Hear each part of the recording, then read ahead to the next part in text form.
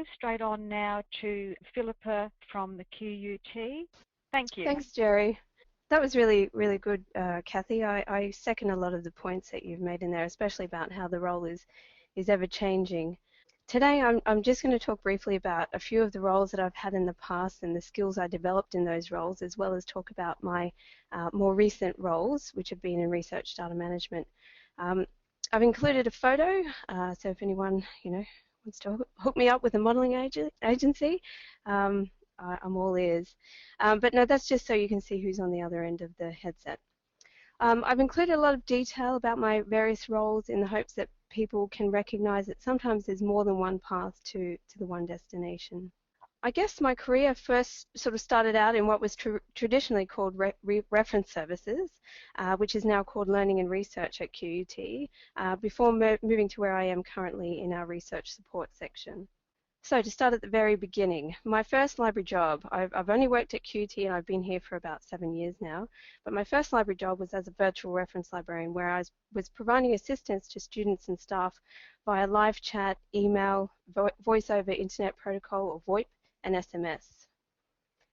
Next, I had a stint as a help desk librarian where my duties included in advising students and staff on document delivery issues, performing duties associated with lending and return of library material, and also assisting students with their reference queries. After this, I was a lending services assistant. This meant that I performed the same duties as when I was a help desk librarian, but I also shelved and assisted students to locate material on shelves, but I was paid less to do so. As reference librarian, I supported and contributed to my faculty liaison teams, first science and technology, then business, in the three main areas of, firstly, information resource management, so that included duties around collection maintenance and resource evaluation. Secondly, research support. For example, I co-presented a number of bibliometric or citation analysis sessions, as well as produced an impact factor report for selected science journals. And lastly, academic literacy. So I was involved in the development and delivery of generic information literacy classes. This was all in addition to regularly scheduled shifts on the help desk and providing timetabling support as roster coordinator for the reference section. Soon after, I acted for a year or so as a liaison librarian. This role meant that I had to manage school allocated funds for the selection and purchase of material, as well as maintain print and electronic collections relevant to faculty research and teaching and learning needs. I liaised with academics to design, develop, promote and review client-focused information services, resources and programs, such as QUT's capacity building for research workshops and information literacy classes. I also provided research support through individual consultations with teaching staff and high degree research students. Next, I was a library advisor as support officer. During this time, I prepared and delivered classes in the Advanced Information Research Skills program to Masters and PhD students. I marked assignments and I supported students in their completion of this course, in addition to roster time on the help desk and working again within my faculty liaison team, made up of liaison librarians and library advisors. Lastly, and most recently, I was a library advisor, known to many previously as a reference librarian. In this role, similar to my reference librarian role, I worked mainly with undergraduate students at the help desk, but also with them in one-on-one half-hour consultations. Neither role involved me working with postgraduate students or academic staff unless they sought assistance at the help desk. And in this role, I was often required to work late nights and weekends in the majority of my roles.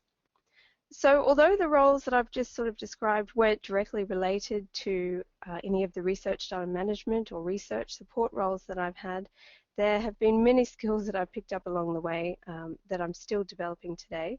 I thought I would mention a few here, and I would note that for each library-related skill, there's also a life skill that I've learned.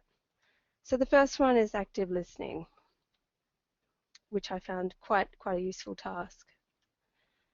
Problem solving, customer service, as well as insight into the student experience, interpersonal skills, Positive working relationships. That happens a lot, I have to say. Planning skills. Presentation or training skills. And time management or organizational skills. So of course each of these skills has manifested themselves in more traditional ways than the ones I've mentioned here. So onto the research data management roles I've had. At the end of 2011, I was really lucky to be asked to undertake the inaugural role of data librarian. My role was to project manage the ANZ-funded Research Data Australia, or RDA, Gold Standard Record Exemplars project.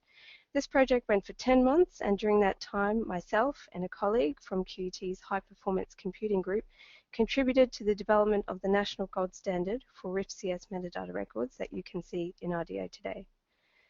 Near the completion of this project, I was asked by library management to lead a second ANZ-funded project called the Metadata Stores project, which Kathy referred to.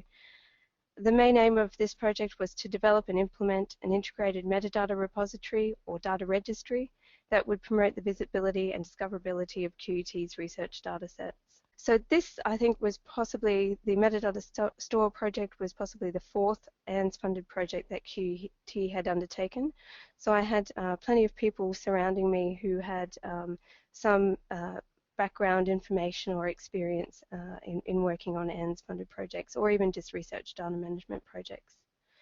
QUT's data registry is called Research Data Finder, and I've put the URL on this slide in case anyone is interested in having a look after the webinar.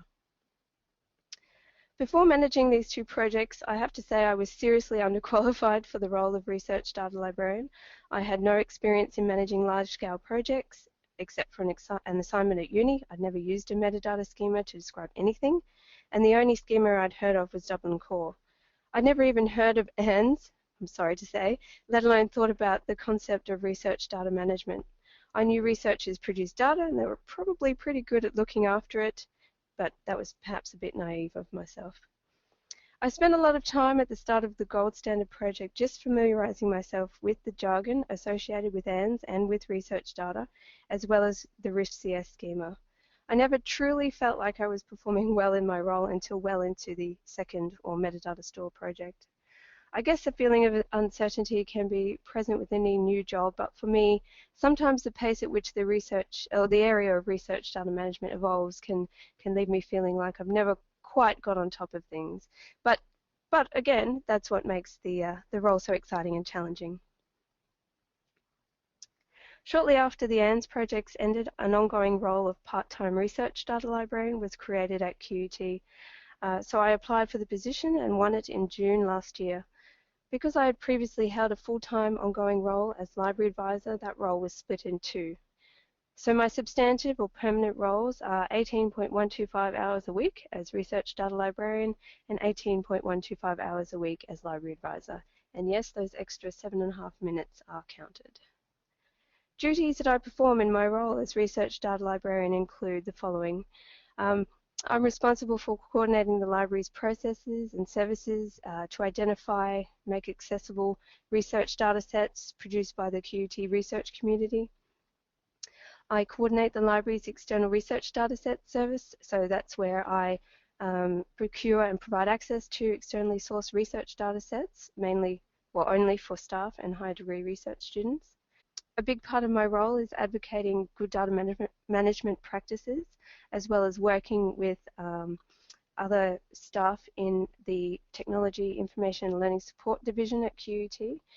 We're working quite hard to have a joined up or a seamless centralized research data management support service for researchers. I also contribute to the maintenance development of research data management infrastructure, including our guidelines for managing research data, as well as our data management checklist. A big part of my role is also providing in-kind support to two research data management projects that we have underway within QUT Library, and they've just recently started. I would like to mention the team that I work within. So I work within the research support team, and it's made up of 4 ongoing positions. We have research data librarian, scholarly communications librarian, university copyright officer, and a research support coordinator. So there are 4 fixed-term project roles as well, and 1 part-time library advisor position that provides administrative support to the team.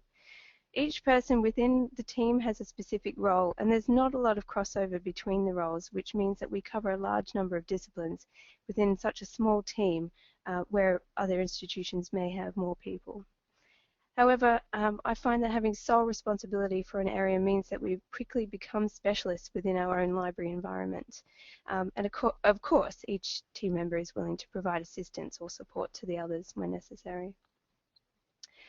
As I've mentioned previously, my role as library advisor predominantly includes assisting undergraduate students through rostered time on the help desk and providing information, research and teaching and learning support to the liaison librarians.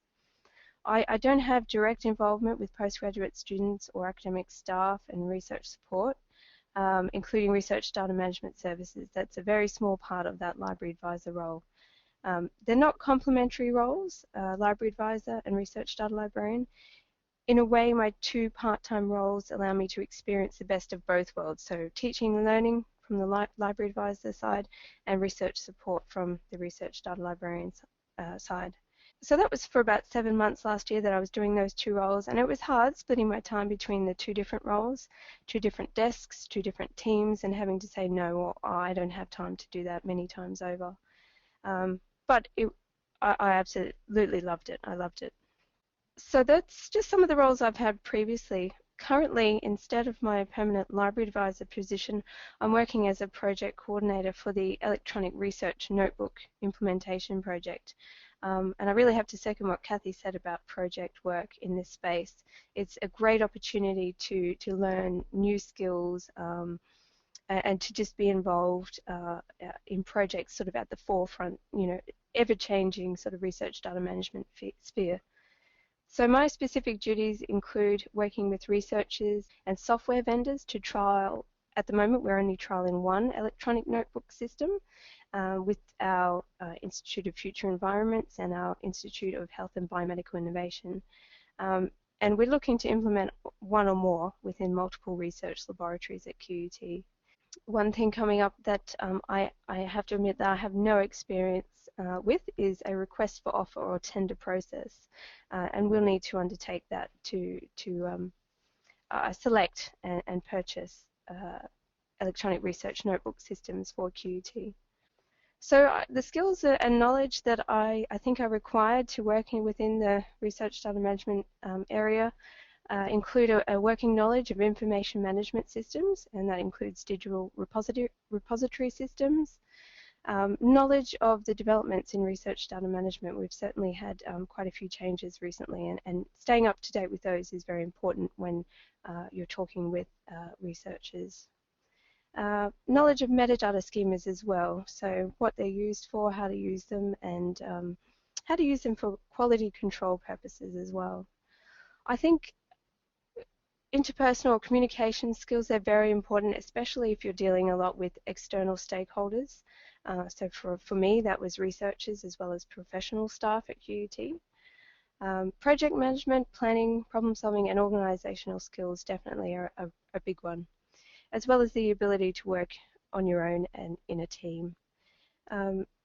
Having some experience with developing training courses and providing support to researchers is great if you have it, but that's something that you can develop on the go. And written communication skills or reporting skills I found were a big something that I have developed quite a lot over the last few years, I would say. So that's it from me, Jerry. Thanks for this opportunity to let me tell everyone about what I do. There's many paths to the one destination. So.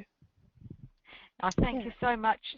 Thank you so much, Philippa. That's fantastic, and another really interesting journey, and I guess some nice seconding of some of the skills and experiences that Kathy's also mentioned as well. So thanks, Philippa, and we'll hand over now to David Groenewegen,